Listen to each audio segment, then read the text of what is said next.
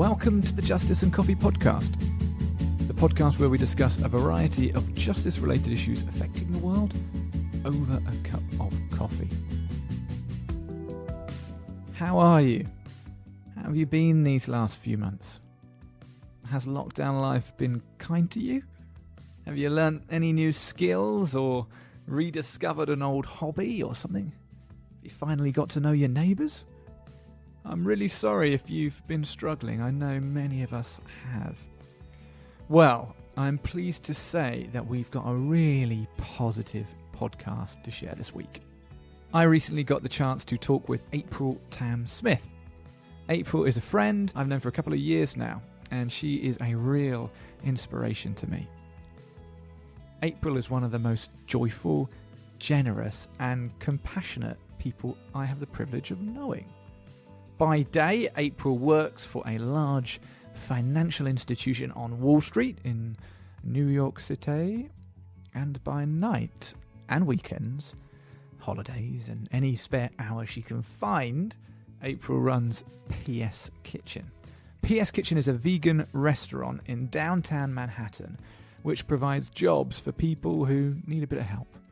These might include the long-term unemployed or former victims of domestic abuse, ex-convicts, and PS, they give all of their profits away to local charities.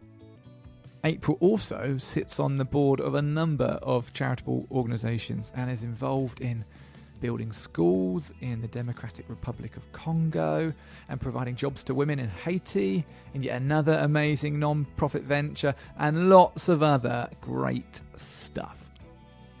April and her husband Graham challenged themselves to live a life of radical generosity and demonstrate this not only by giving the majority of their salaries away every month, literally, but also in many other aspects of their life, which you're going to hear about shortly. I hope you find my chat with April as uplifting and inspiring as I did. April Tam Smith, welcome to the podcast. Welcome from New York. New York. How are you? Thank you so much for having me. I'm great. I mean, it's so fun to do this with you. I know, this is cool, isn't it? So it's morning time in New York now. It's sort of late afternoon here, but I'm thinking you've started the day with a coffee. Tell me you started the day with a coffee. I did. Great question. Yes, I started my day with a coffee from Rwanda, actually. We are starting to launch a coffee at PS Kitchen from Rwanda, coming from a all-women co-op. That's just a beautiful background itself, created so many jobs. Anyway, so yeah, I've been doing some marketing research, and I have ordered a few Rwandan coffee from the internet and trying out different things. Rwandan coffee is delicious. We had one on, or we still got one on, but yes, close to Lake Kivu, beautiful Arabica, sort of high altitude, very sweet, very fruity, citrusy, packed with flavour. There's some sort of wine notes in there. There's some toffee notes in there. There's all sorts of good stuff in Rwandan coffee, and I love it. I actually am drinking Ugandan coffee today. Oh, okay. Gosh, one day I hope to know as much as you do about coffee. The great thing is it's a long journey and it'll never end. I'm still very much a novice, but it's packed with interesting data and information. But enough about that, because I know we only have a certain degree of time together, a limitation on our time, and you're a very busy person. You've already started the morning with a board call on a Saturday morning. What was all that about? Oh, it was lovely. It's funny, sometimes people ask me, well, how do you have a day job or sit on 5 boards and run a restaurant or whatever it is? And I honestly, genuinely think I get more energy because I get to do these things. It's really something that I get to do, not that I have to do. And I feel like they're really life-giving, what I get to do. So for example, I was really excited about this board meeting. It's for an organization called Justice Rising. It's one of the organizations that we fund at PS Kitchen. Just getting to hear about our updates. We have 3 schools PS Grace, PS Kindness, and PS Justice that we're about to launch. And I can't believe from funding it, buying the land to building it, it's actually going to start taking in kids like September 5th or something crazy like that, September 7th. And it's just really exciting. And so, yeah, just to tell you a little bit about them, they are an incredible, seemingly education organization, but also it's really a peace building organization. And they focus on areas like the Congo, Syria, Iraq, where they want to use education to really, yeah, build up the locals and building peace. There are a lot of stats that have shown if you educate, probability of having wars and violence reduced by like half. And when you empower people to a different way to live and choosing forgiveness, ending cycles of violence, it's just so powerful. So yeah, I'm really passionate about it. Amazing. We've jumped right in there with a current day example of what you're up to. But if you were, so let's stick with current day. If you were to give me some sort of LinkedIn profile description of yourself, how would you describe what you're up to, what life looks like? Yeah. What life looks like. I often say, well, by day, I'm an executive on the trading floor. I've been there for 15 years. I do equity, options, volatility swaps, etc. But by night, I co-founded a vegan nonprofit restaurant that have a strong focus on employing people who are either coming home from trafficking or coming home from prison or homelessness or various kind of challenging backgrounds or just being immigrants, like my own story.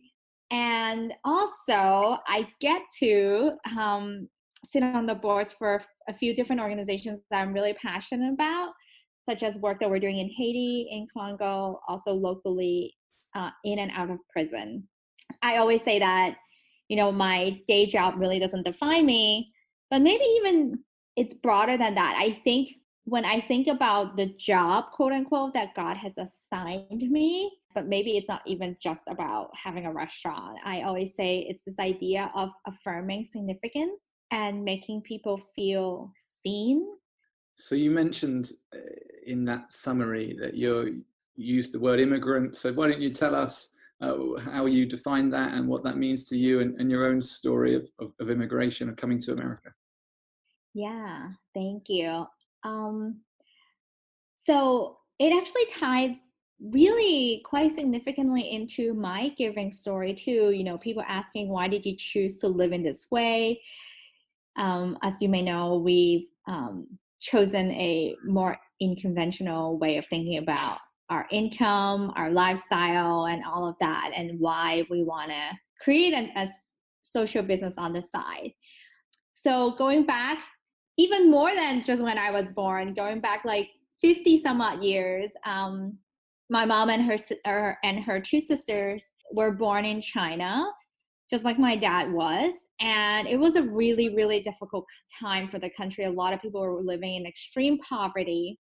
And there was also this cultural revolution that was going on. And my mom's dad was actually semi-senior within the government and knowledgeable, and a lot of time people were having major crackdown, and he was framed for supposedly having stolen 300 brooms. They literally were saying, we didn't do this, like please come to our house and you can see, you can't, where am I going to hide 300 brooms? Which, just to confirm, that's worms, like wriggly worms in the ground worms. No, brooms, like to clean the floor. Oh, brooms. Yeah. I thought you said worms. I mean, Yeah. brooms is equally bizarre, but worms would have been Just extraordinary. as bizarre. I mean, neither are worth anything. So he was framed that he had stolen 300 brooms. And long story short, he ended up going to some re-education camp in China, which is obviously just a nice way of quitting essentially imprisonment, to some like 250 miles away from his hometown. And weeks later, the brooms were found, just like he had said that they were going to be. And at that point, they said, well, it's too late. We had already sent him. So the concept of injustice is almost just kind of ingrained a little bit in our family.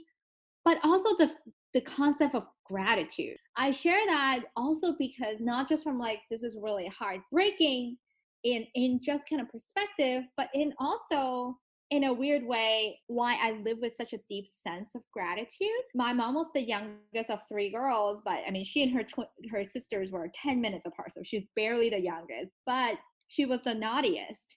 And her mom felt so bad about leaving this ill-behaved girl with the neighbor at 5 years old. My grandma decided to take my mom as the youngest, naughtiest girl to Hong Kong to try to make a living so that they can send money back to China.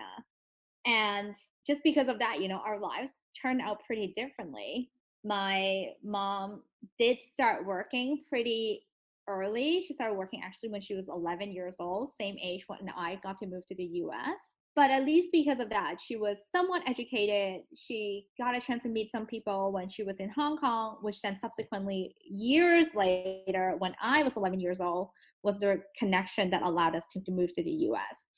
And I think even simple things like, why did I get to stay in school when my mom couldn't at 11? Why? And even just as an Asian woman, I know all too well the amount of girls that are given up to orphanages in China because of the one-child policy, the amount of girls that are trafficked that you and I have talked a lot about in Asia. And I just know that everything that I have, there's nothing that hasn't been given from God.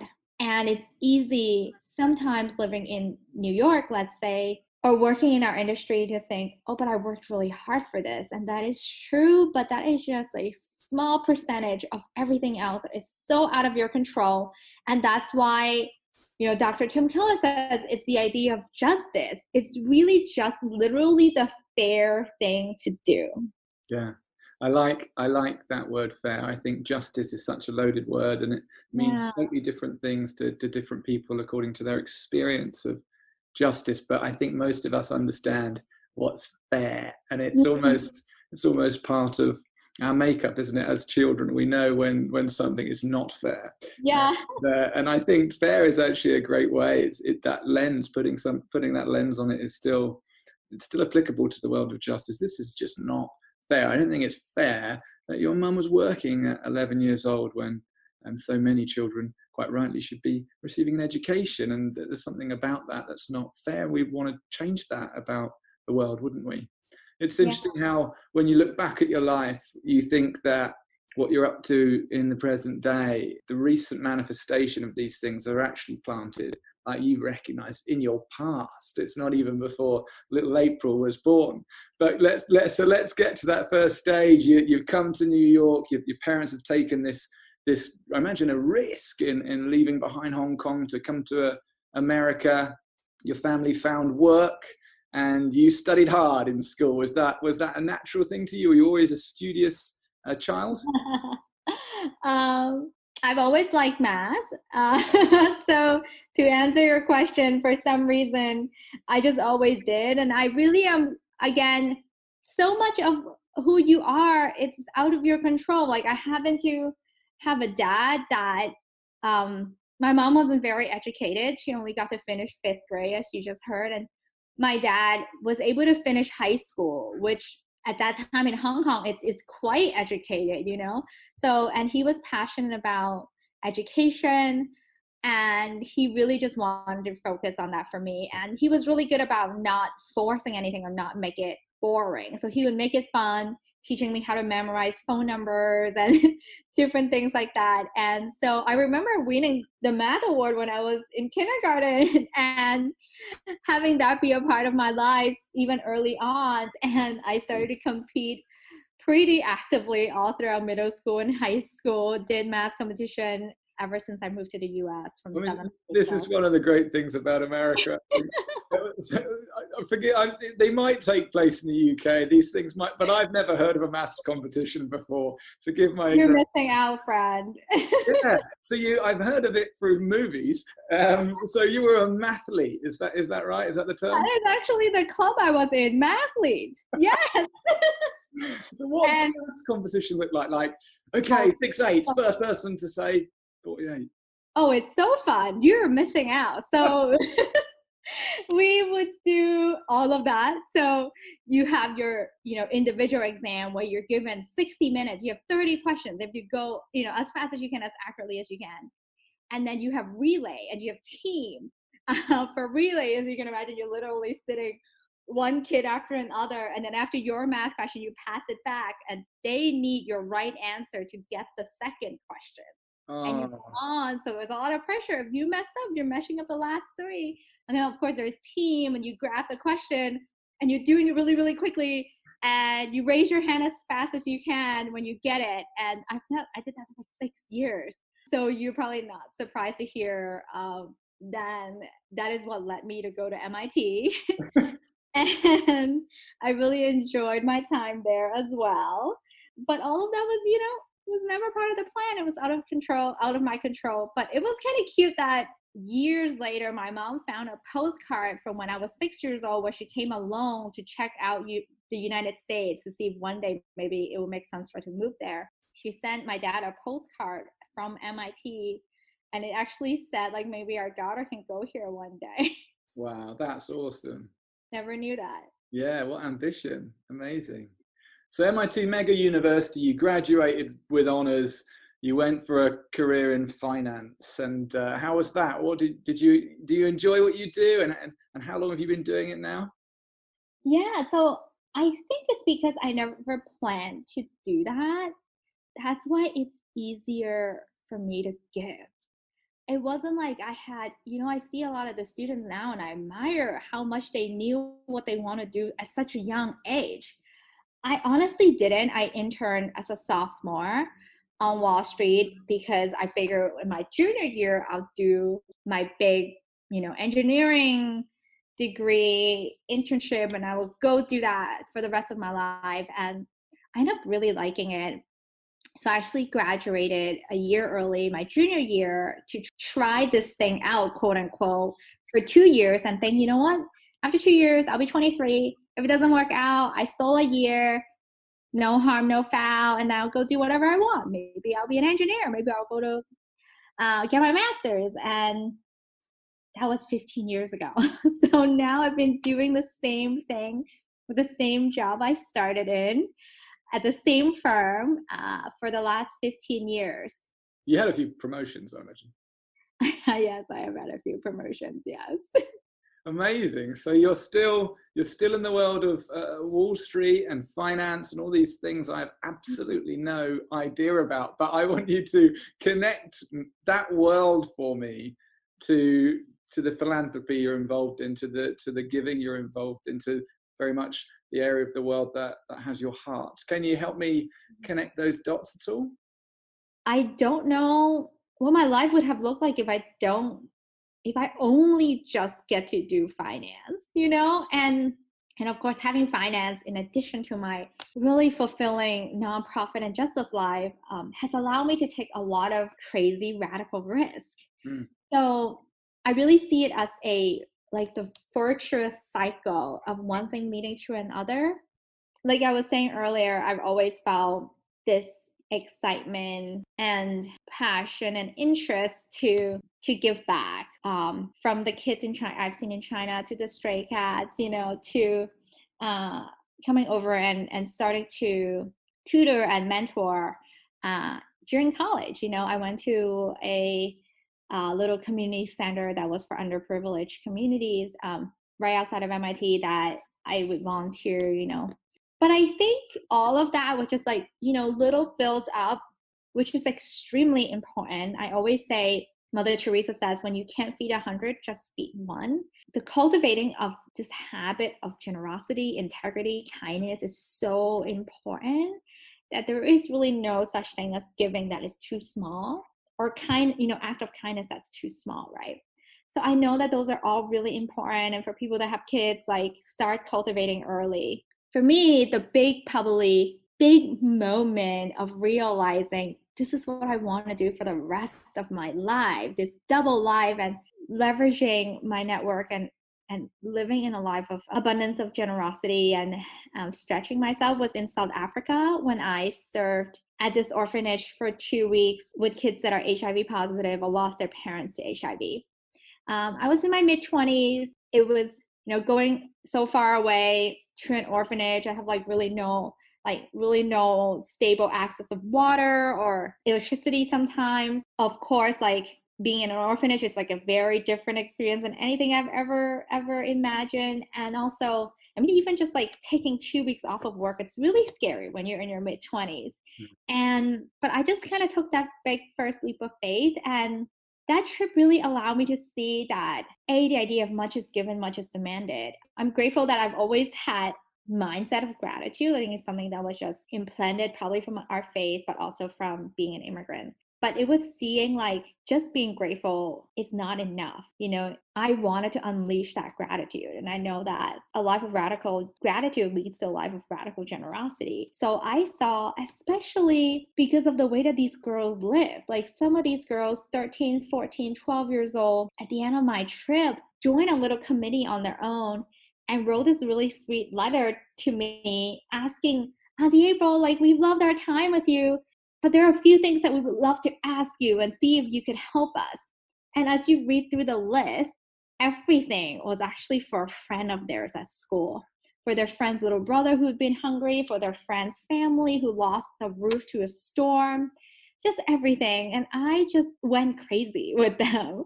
We went to a shopping center nearby. We bought so many things, spent so much money in a grocery store, and just went hut to hut to hut and delivered it. And man, those conversations, those experiences, the feelings that I got, seeing people like a family of 7 or 8 living in a hut. And I'm like, just like, who am I? And who are my people that I get to give like this? Who am I? I'm just like a 25, 26-year-old immigrant girl.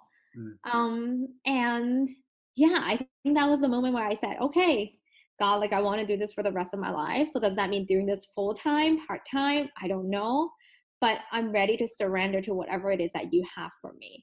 And then the next few years was kind of trying to figure out all of that. And I really honestly almost quit my job in finance, wanting to do this full time. I was quite surprised to hear, whether it be the guy who actually ran the orphanage in South Africa sharing with me his own experience as staying to be a bit more senior as an engineer before he left, and asking about God's timing. I also had really good friends in the church that said, I mean, of course I would support you if that's what you want to do, but for some reason I feel like you're called to the trading floor. And I'm like, what? What does that mean, and what does that look like? And then the next few years I've slowly discovered what that looks like, and I'm still seeing it. I think those experiences are so formative, aren't they? And when you encounter need and you realize that you can be a part of bringing relief to that, it's remarkable. And I think you have to remind yourself, like, it's so easy to forget about it. At that time you feel compelled to respond at different times in people's lives when you encounter real need and you think, I can probably help here. But we have to remind ourselves, don't we? Because we get surrounded in our lives. I can certainly talk for myself. I can't talk for you, April, but I need to regularly sort of give myself a bit of a kick and be like, hey, listen, why are you doing this? Why are you doing this? You don't need more stuff. You don't need, to amass more wealth. You need to be reminded of the fact that you need to pass it on, like you so beautifully described. And I also thought it's worth pointing out what I know you believe to be true, and as do I, is it's very easy to think of being generous to poor people as if we're in a position of power, and like you quite rightly identified, like, it's not for us to expect that to be the way around, right? But what I love about being generous and serving and going and doing is that you meet people that are actually way more generous than you are, right? Out in the place where you think you're going over there to help them, and they're the ones going door to door going, let's help these people, right? And that's like true generosity, when they don't have anything but what they have to give to you. And that's what it's like, okay, now this is the relationship I need to be aware of. It's not me, the white guy coming over to help out the poor people. It's actually, these are the people with the most generous lives. I want to learn. I want that radical generosity, Oh my goodness, totally. I have so many memories of that, and seeing the radical generosity. I remember my first trip to Haiti, and this amazing woman who's in her mid 70s. She's been running this orphanage for 50 years. And it was in a really, really remote part in Haiti where when we flew into Port-au-Prince, we had to take another small plane, this like little 1965 Cessna, then drive another 2 hours to get to this orphanage. And this woman just been doing this work for 50 plus years. And I remember just seeing the way that it was set up, and I wonder, like, how do you do this? Like, how is it that you can stay sustainable, alive, like supporting all these kids? And she always just said, like, oh, it's from God. Like, it's just how Jesus provides. And I remember literally like 2 days before we were leaving, she had this little chicken farm, which is a really generous description. It had like 9 chicken in it. And she insisted on killing a chicken for us for lunch and dinner and, all the meals that day. And we were like, please do not do that. Do not do that. Do not do that. Like, you need the eggs for these kids. Like, I was getting like upset that she was going to do this. And she's like, this is my country. This is my home. If I want to treat you as my guest, I need to. And that was radical generosity of her doing that and just taking that leap of faith. And that was something that I was just felt so undeserving of, right? But then 2, this is when I see like generosity contagious, and also like God provide in just crazy ways. The next day, I kid you not, she comes out of her room after talking to somebody on the phone at like 6:45 in the morning, just like sobbing. And I was like, what's going on, Mommy Leo? And she said, girls, this is why I tell you Jesus provides. This is why, like, God sees us and he loves me. Completely randomly, a woman in Jamaica was praying for her. And as she was praying the night before, and she like felt the Holy Spirit leading her. And long story short, she called Mommy Leo without even hearing our story and said, I ordered 40 chicken for you to pick up in Port-au-Prince in 3 weeks. And I've just had so many stories like that, both of generosity, but also just how it's contagious. And this woman just wants to give to her because she knows she's giving. Yeah. I love it. And I can only imagine that experience of watching the poor chicken lose its head led you to start the vegan restaurant, right? Exactly. I had the very best cheeseburger. I always tell people this. The very best cheeseburger I've ever had was at the bar at PS Kitchen in downtown New York. That's so it was amazing. And Thank you. I had to be convinced it was plant-based because it even looked like meat. It wasn't just like a portobello mushroom in a bag. It looked like a big juicy burger. I don't know what sort of witchcraft goes on in that kitchen. It's witchcraft. It's a miracle. Yeah, I've had friends. It was really funny in our opening party who's been a long time vegetarian. She took a bite and she threw it out immediately and freaked out. We had to tell her, no, it is. I promise you, that was not meat. It was superb. So why don't you tell me about PS Kitchen?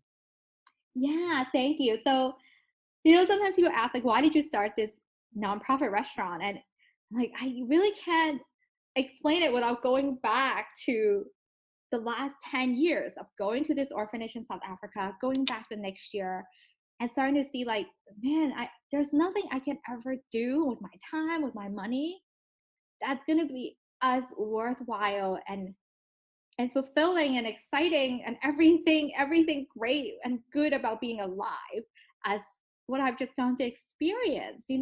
What am I going to buy? And that's kind of how I decided to live my life since that point on. Capping our own income, even working on Wall Street, or dedicating a good amount of our free time to this kind of work, going on various trips for our vacation, etc., etc. That really, I'm not trying to be self-congratulatory on those things, and I just want to share that openly because I really want people to experience it, and it's truly a get to. So after my first 2 trips to South Africa, I went on then my first 15, 16 trips to Haiti. At first, I was also volunteering in an orphanage, just like a lot of young women that are, part of these works sometimes might start with. But as I start to see how a lot of these orphans are economic orphans and their parents are still alive, and I've even seen it with my own eyes, an 18-year-old woman trying to leave her 1-year-old while she was crying. And I knew that that's not what she wanted, but she thought that was the right thing to do and that was better off for this kid, or she just had no choice, or she thought she had no choice. But then the orphanage offered, why don't we help by giving you a little job and you can stay here and you have a little bit of money to feed him. And of course she chose to keep him. And that is just one of so many examples of what we can do in a place like Haiti, which I have subsequently gotten to do a lot of, which is by serving and sitting on the board and donating to an organization called Share Hope, where we create jobs in the garment sector in Haiti, bring in orders from the US, and we educate and teach these women to make a lot of items, not just t-shirts, and give them skill sets that are, long lasting and that they can create their own income through it. We also then use a lot of the profit to fund anywhere from 5,000 breast cancer to cervical cancer screening, sign language classes for the workers that are have hard of hearing, as well as high school completion classes. I say all this because as I'm kind of going through these process, and we went for our honeymoon to Haiti and getting to help distribute hearing aids for some of these deaf workers, I saw, gosh, I just want there to be a sustainable source of income that could continue to fund these organizations. Not just mine, not just my husband's, not just like even our close friends. Like, how do we make this really, really broad? And secondly, I also saw that a lot of the organizations that I support in the US that I volunteer for, like a safe home for women who are survivors of trafficking, people that are coming home from prison, a job is what they all really, really ultimately want. And people say that, they just want the financial independence and their own way to support their families. And I also saw how much time, I spend mentoring and tutoring people and helping them with interviews. If they didn't get to that last round because of their record or lack of experience, it almost sometimes feels like, man, our effort just get wasted. So that was kind of the initial thought process of starting PS Kitchen. Let's start a business that donates all the profits to sustain these organizations, but also employ people who might need a second chance. And of course, PS, that it's 100% plant-based, so that it's better for the environment. I love that PS. There's a few PSs, right? You use the PS. Yes, exactly. That's the concept. It's, you come in, it's a beautiful restaurant. You don't really think that it's nonprofit. You don't think about all these things. Sometimes I'm worried that people just assume it's like a soup kitchen. But that is just, hey, PS, all these side things that are really not side things. They're actually the core of the restaurant and why we even started it. Yeah, I love that. And April, I just want to encourage you. It was such a pleasure meeting you. In that first time we met, I was passing back from the Dominican Republic, coming back to the UK, and I had this idea for a coffee company, and I just wanted to use the coffee company as a way of raising revenue for organisations doing great work, and determined that it wasn't going to be a means of making me wealthy. It's purely a fundraising exercise through a product. And my friend said, "You've got to meet this girl I know, April, and she runs this restaurant in downtown New York in the theatre district off Times Square, and it's amazing, and all the profits they give them away." And I was like, okay, I want to meet this person. But I had like one day left, or I know. I sort of shot over there, and you so very kindly found some time for me, and we had a little chat, didn't we? And but I just love that model, and I love your commitment to it. And I know it's not easy. I certainly know it now. I've got a little bit of experience running a business aimed at giving all the profits away. It's so hard because businesses need money, and things cost money. Even if we're not taking a salary, it's still flipping hard, isn't it? But I love that model. And it was very, very instrumental in how I wanted to set up Blue Bear. So I want to publicly give you a nod there, because it's great timing for me to have met you and heard your story. Massively inspirational for me. And so tell me about some of the stuff you've got. I've heard a few of the stories and they just sound so great. Thank you. And I have to say, meeting you, I was deeply moved, and I try to come home and retell the story, and I was sobbing most of the time. And I don't think our roommate or my husband got most of it, so you have to retell them one day, because I was just like, and then this happened, and there was a bear. They're like, what? Okay, great. That sounds yeah, that sounds great. And it's just so amazing what you're doing, and I'm so proud to see what you've done with Blue Bear. It's just absolutely amazing. And that's the cool thing about doing, radical generosity in community. Is we just lift each other up and encourage each other and say, like, this is possible. But yeah, in terms of our staff, I am so grateful for who they are, getting to be a part of their story. A few people that immediately come to mind. For example, we had a dishwasher named Raul, whom you might have seen in the videos of PS Kitchen, and he was in and out of prison for 30 years. He had since then gone to rehab, had really cleaned up his life, gotten married, and just really determined to completely change his life around. But just because you want to doesn't necessarily mean you can sometimes. And he literally had gone through endless interviews over 4 years of time and just kept getting no's. So when he came to PS Kitchen, and we just simply said, okay, well, do you want to start tomorrow?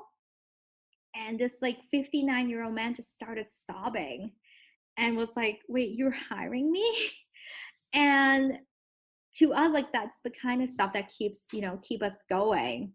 Another person, his name is Saron. I met him when he was 3 weeks out, very recently coming home, and we bonded a bit over, his daughter, and he was showing me a picture of her, and he was telling me that, maybe he wanted to start looking for work. And I immediately gave him our card and said, if you want to come interview, that's literally the purpose of PS Kitchen. We love to just hopefully be a stepping stone, whatever it is that could be helpful in this time. And he came over, we hired him on the spot. And what's really cool was a few months later, when I went into volunteer as a business mentor in this prison up in Walk Hill, New York, I had no idea that's where Saron came from. So the board chair was introducing me and a few other board members to the guys that are in there.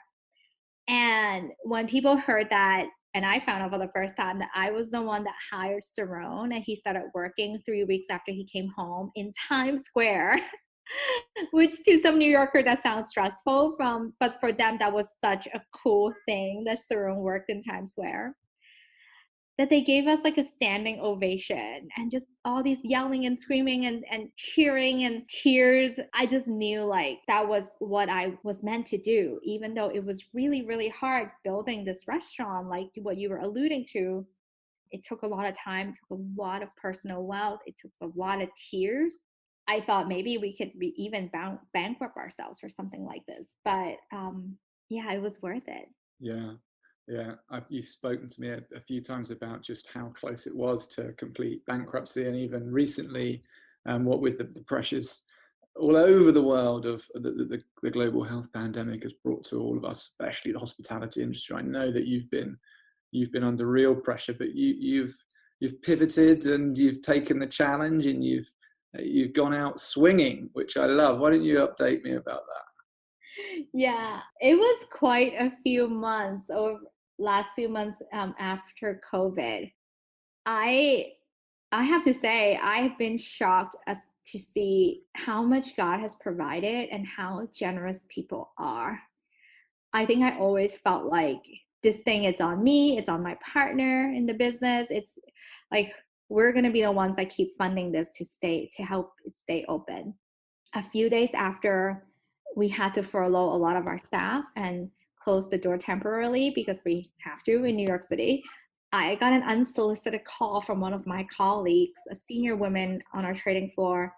And she just said, and at that time, my mom had actually just suffered a stroke after being a liver transplant patient and a liver cancer survivor. And of course, the stock market was going crazy. Work was really stressful.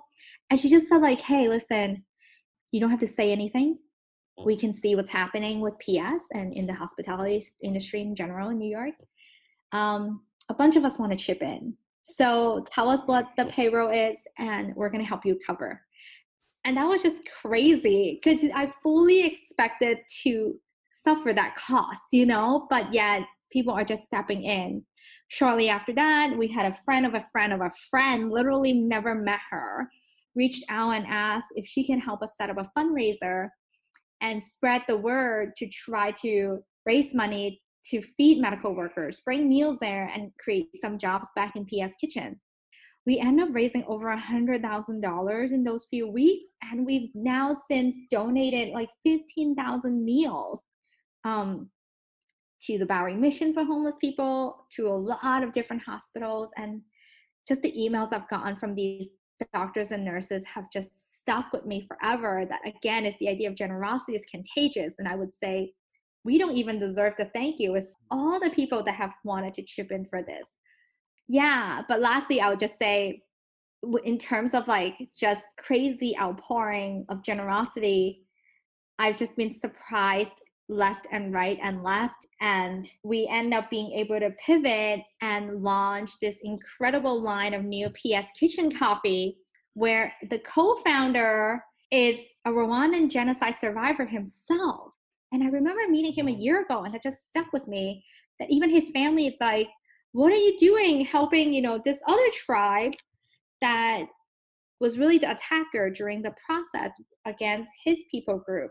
And, for him, forgiveness is a choice. And it's just beautiful, redemptive story of so much grace.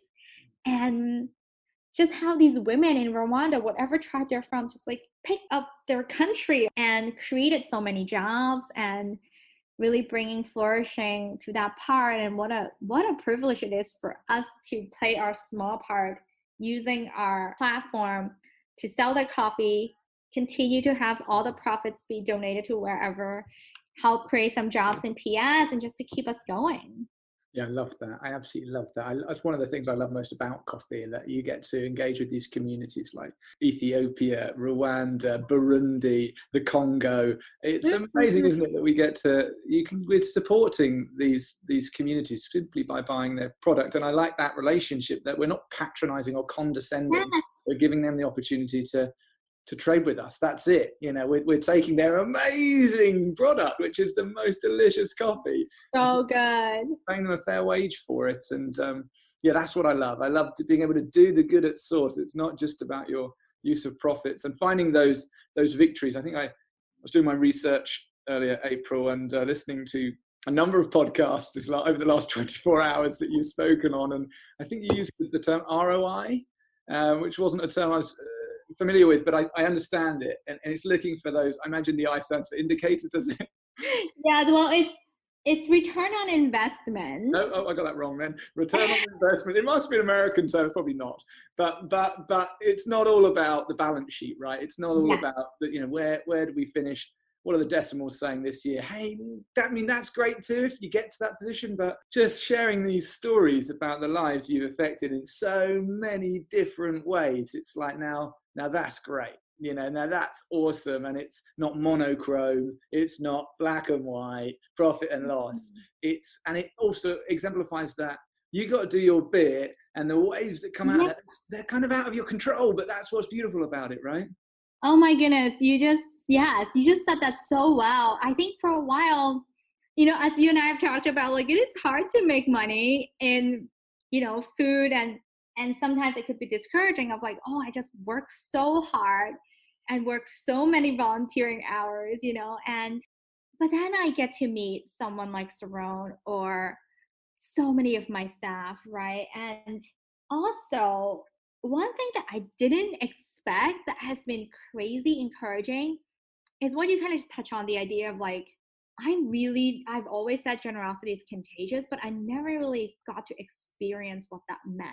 And it was a really amazing, side effect of this whole thing is some of the people that are closest to me, or even just colleagues that have seen me live through this journey. They know how much I put in. They know the amount of time and the years, and going from getting the space to building it out and all the crazy obstacles from the Department of Building where we were considering, do we keep going? Or we were strongly advised to cut our losses short and just walk away and continue to decide to, you know what, we're going to keep going. We're going to give it a try.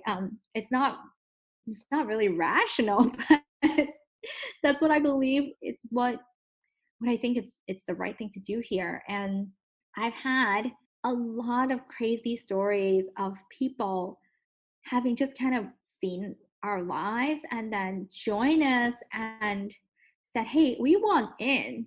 You know, one funny story is at a work party one year, I was just chatting with someone, a colleague, someone who's more senior than I am. And, you know, he at first was teasing that what I was going to do with the leftover beer money from that night when they said, if people had money left over, you know, give it to Tam so she can go build a well. And off of that, of course, I took the opportunity and said, wow, that's so nice. But you know, it only cost, I used only very loosely there, I know, but I was just trying to jokingly bring up the fact, you know, it cost like $75,000 to build a school in Congo and that educate 220 kids. Maybe it's worth it. Like, and by the end of that party, I actually walked out of a derivatives Christmas party where he said, you know what? Sure, let's do it. You put in 25,000, I'll double it. We'll build a school together. And that's just one of the very many, of course, they're all not to this magnitude, but just generosity story of people saying like, hey, I want in, like, let's do this. Let's build a school. Let's fund these cancer screening. Let's build a new maternity center in Haiti and so on and so forth. Grateful to be a part of it. That's exactly right, isn't it? It's great to be able to be a giver and to enjoy the privilege of being able to demonstrate generosity and I think I'm really keen. You're very humble, April, but I'm keen for people to know this is not a super wealthy woman that gives a percentage of her money away and lives in a flipping great big penthouse and gets driven to work in a Rolls Royce.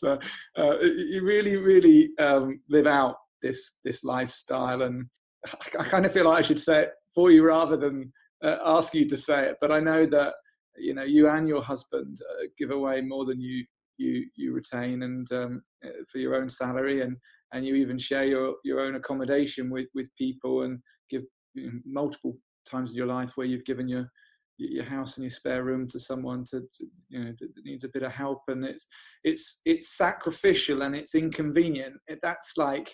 That's true generosity as well. You know, it's not just I've got a bit of spare cash, I can throw it over here, but like all forms of generosity are great.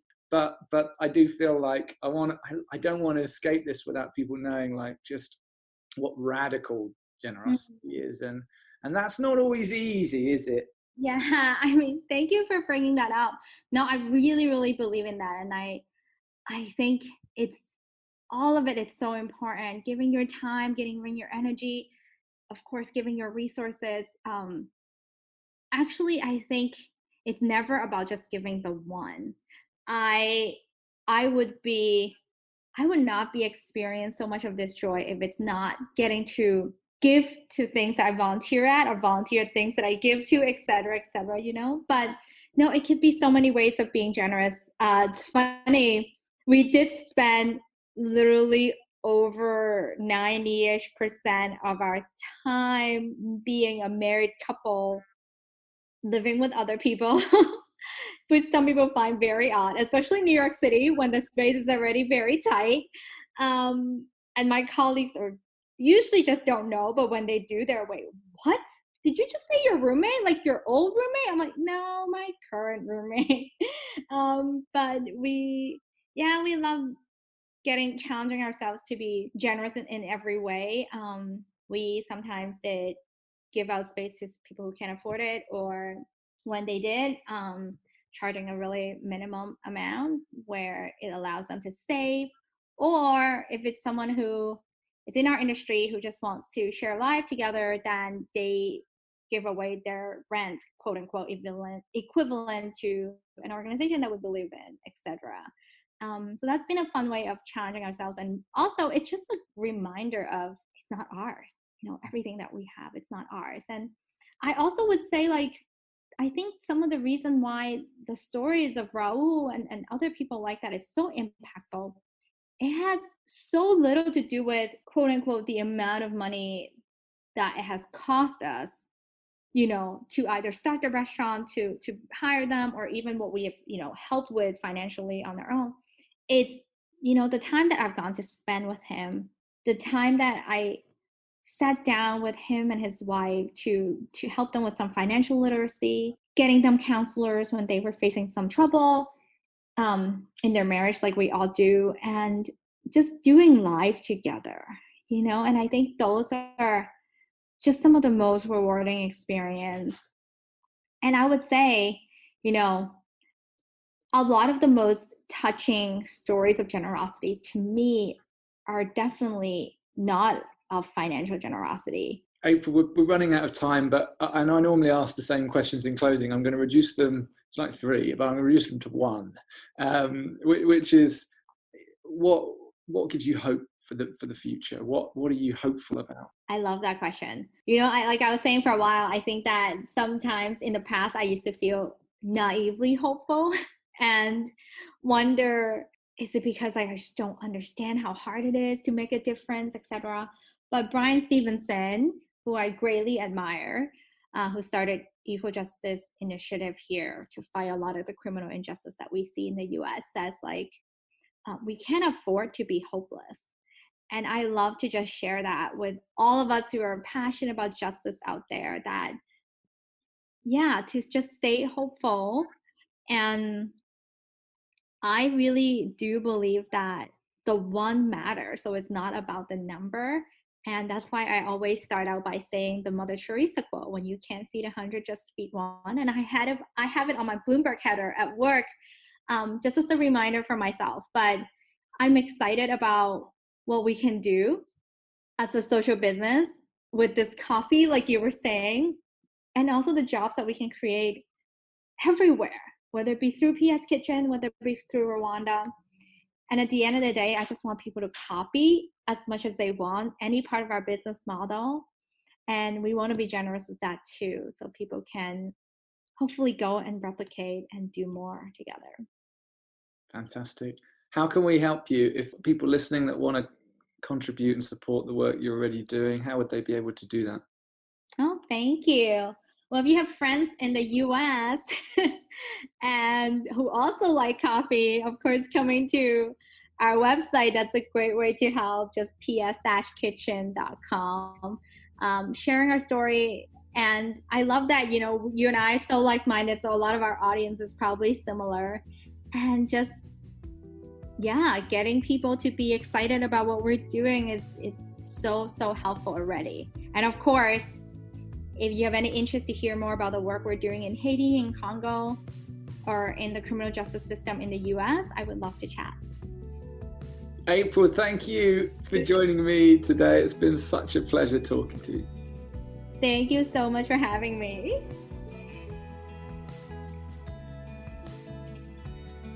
So there you go. That was the amazing April Tam Smith. It just goes to show that even former mathletes get called into the world of justice. The word that comes to mind for me when I think of April is not just generous, compassionate, inspiring, but authentic. April is the real deal. She is legit. She has an enormous capacity for love and action. Not also does her response involve giving financially, but also with her time, her home, her holidays, her relationships. April's legacy will be one of radical giving, of bringing opportunity to people who would otherwise go without or be hugely impaired and disadvantaged through their circumstances. That is the sort of life I want to live. It's scary to even say that, and I know at the moment I fall way short, but I aspire to be more like April and her husband.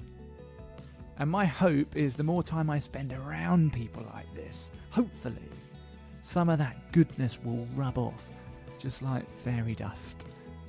You can find out more about PS Kitchen at their website, ps-kitchen.com. Why not get yourself a bag of that amazing sounding coffee? Certainly put it on your to-go-to list the next time you visit New York, if you happen to get the chance. I would highly recommend the cheeseburger. It really is superb. And P.S., it's made from plants. Now, sticking with the subject of generosity. As you know, this podcast is produced by Blue Bear Coffee Co.